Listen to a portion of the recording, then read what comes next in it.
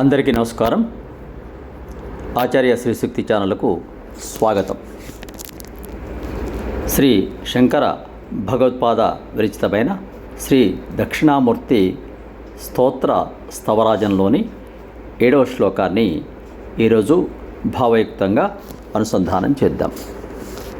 స్వదక్షజానుస్థితవామపాదం పాదోదరాలంకృతయోగపట్టం అపస్మృతేరాహితపాగమంగే ప్రణౌమి దేవం ప్రణిధానవంతం.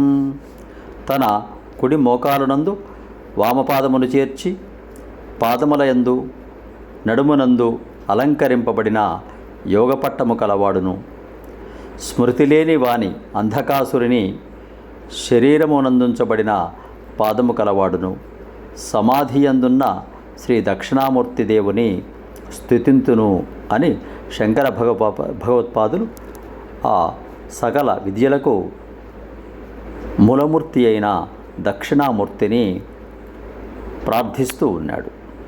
శ్లోకాన్ని మరొక్కసారి అనుసంధానం చేద్దాం.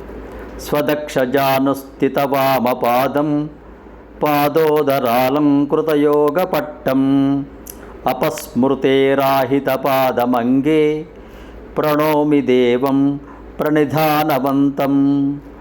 ప్రణౌమి దేవం ప్రణిధానవంతం. సబ్స్క్రైబ్ ఆచార్య శ్రీ శక్తి ఛానల్. సమస్త సన్మంగళాని భవంతు. స్వస్తి.